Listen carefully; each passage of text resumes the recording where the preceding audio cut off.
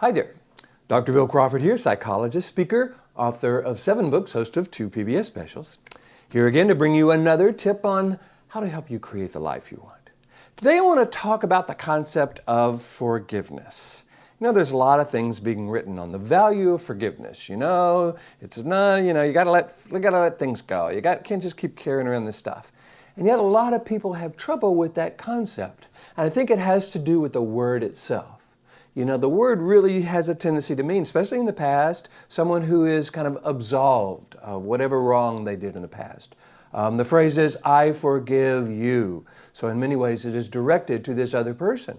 And a lot of people remember some things that happened to them in the past that they have, I have no desire to let that person off the hook.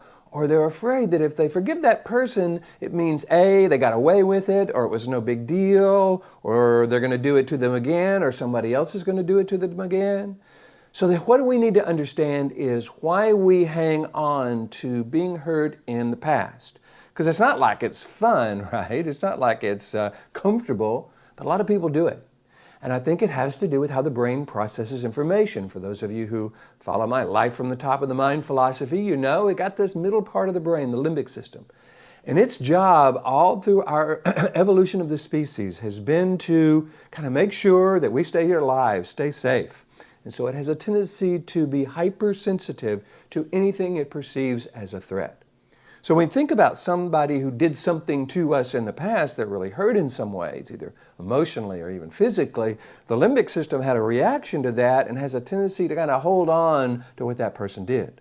But the problem is when we hold on to what that person did as a way of keeping it from happening in the future, it's like we're re-experiencing it over and over and over. Because the mind doesn't know the difference between a real and an imagined event in terms of the chemicals that it releases. In my seminars, I kind of walk people through an exercise where I have them imagine biting into a lemon, See that bumpy yellow rind and the pulp and the lemon juice. And most people have a reaction to that. There's saliva, there's muscles, there's a reaction, even though they know they're not really biting into a lemon. Well, that's what happens when we hold on to memories of being hurt in the past. We actually dump the same kind of chemicals that were in our body, adrenaline, noradrenaline, and cortisol, back into our body again. We almost re-injure ourselves.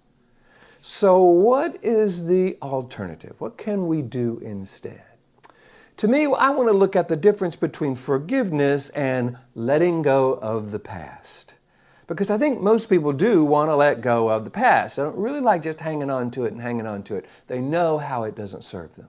So if we shift from forgiveness, which really has to do with letting people, absolving them of whatever they did, or letting go of the past, I think that is a concept we can embrace.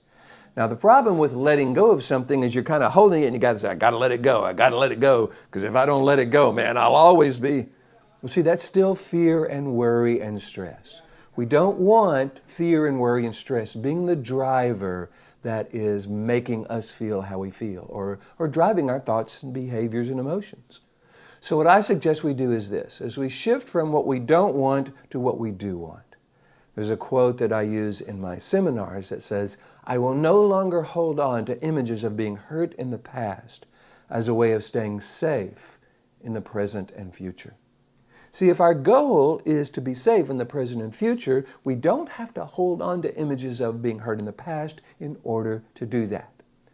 So people go, well, great, Bill, how do I stay safe? Well, here's what I can encourage us to do.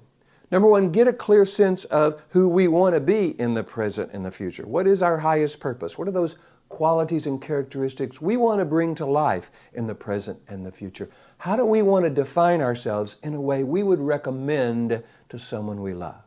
I encourage people to make a list. If you've never done this, I encourage you to make a list of 20 qualities or characteristics of you at your best. So you have a clear sense of your own value and your own worth and something to draw from. But even if we go like clear, confident, creative, compassionate, curious, kind, any of those, whatever your list is, you want to imagine, okay, what if I used that as a criteria for who I trusted in the present and the future, who I became vulnerable with in the present and the future? Want to be in a relationship with me? Want to be in a friendship with me? Want to be in a business partnership with me? Great. It's all about being these qualities and characteristics.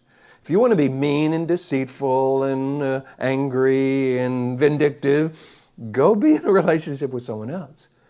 There is a quote that says you are the average of the 5 people you spend the most time with. So we want to make sure we are choosing who we spend our time with, who we include in our life in a way that fits what we value. Do they share our values? Are they people that we can trust? If so, we can be vulnerable with these folks. If not, we don't want to do that. So that allows us to use not what we're afraid of or what happened in the past to create the present and the future, but this vision of who we want to be. We actually let go of the past by not even thinking about the past, but by defining who we are in the present and the future. I love to bring these videos to you every week. I hope you're enjoying them. If you do, please hit the like button, share them with your friends. You know how YouTube and Facebook and Pinterest and LinkedIn all love it when you like it. If you want me to come and talk to your organization about kind of finding this new way of being where we are accessing the best of who we are as we go forward versus holding on to what's happened in the past, let me know. I'd be happy to do that. That's what I love to do. Go to my website, BillCrawfordPh.com. Let me know what you're interested in, and I would love to talk with you about that. In the meantime, here's to you being more clear of who you want to be and how you want to be as you go into the future. More clear, confident, creative in every aspect of your life. And I look forward to seeing you in the next video.